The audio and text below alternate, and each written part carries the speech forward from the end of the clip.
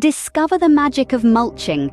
It's not just about making your garden look neat. No, there's so much more to it than that.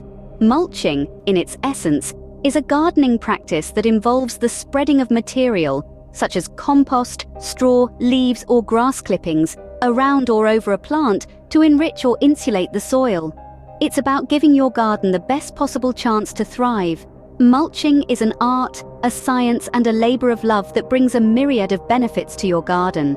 It's about taking that extra step, that extra effort to ensure the health and vitality of your plants. It's about going above and beyond, not just for the aesthetic appeal, but for the longevity and sustainability of your garden. One of the most significant benefits of mulching is its ability to aid in moisture retention.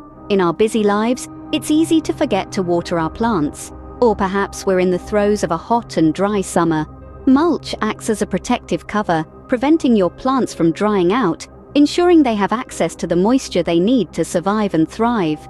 It's not an exaggeration to say that mulch could in fact be a lifesaver for your plants. But that's not all. Mulching also helps to regulate soil temperature. This might sound insignificant, but for plants it's a game changer. By helping to regulate soil temperature, mulch creates an ideal environment for plant roots. It helps to keep them cool in the hot summer months and provides insulation in the cold winter months. This promotes optimal growth conditions, encouraging your plants to flourish. And guess what? Mulching suppresses weeds too. Have you ever found yourself on your hands and knees tugging at stubborn invasive weeds?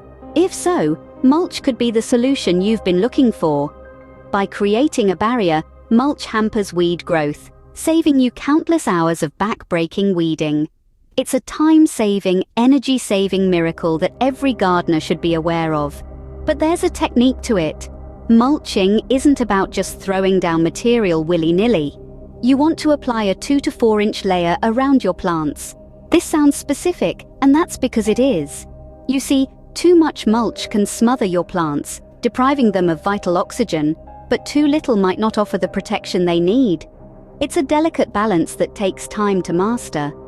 And remember, don't smother your plants with an excess of mulch. Leave a little room for them to breathe. Just like us, plants need air to survive. They need space to stretch out and grow. Mulch should act as a protective blanket, not a restrictive barrier. So, are you practicing the art of mulching? Are you taking the extra steps your garden is the best it can be? It's a question worth asking, a question that could change the game for your garden. Mulching isn't just a practice, it's a commitment to your garden, a commitment to sustainability, to growth, and to beauty. It's a small step, but one that could have a big impact, one that could transform your garden from something ordinary into something extraordinary. So why not give it a try? Why not discover the magic of mulching for yourself? Your garden will thank you. Welcome to the next chapter of our mulching journey. You've learned the basics, you understand the benefits. Now let's delve into the practical side of things.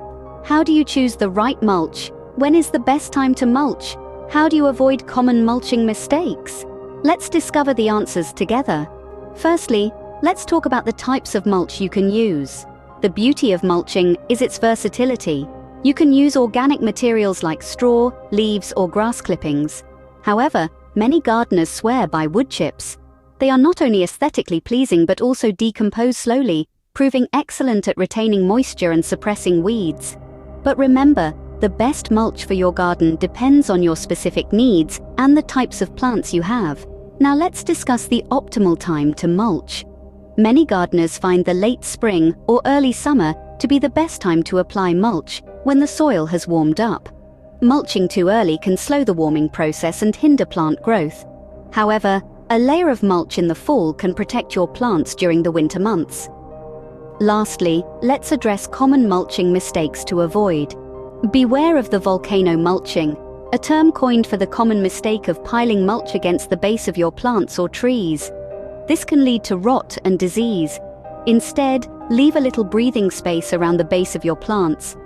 Another pitfall to avoid is using too much or too little mulch. As we mentioned earlier, a 2 to 4 inch layer is ideal. Remember, mulching is an art. It takes time and practice to perfect. but with these tips and tricks, you're well on your way to mastering the art of mulching. So let's get our gardening gloves on and let's get mulching.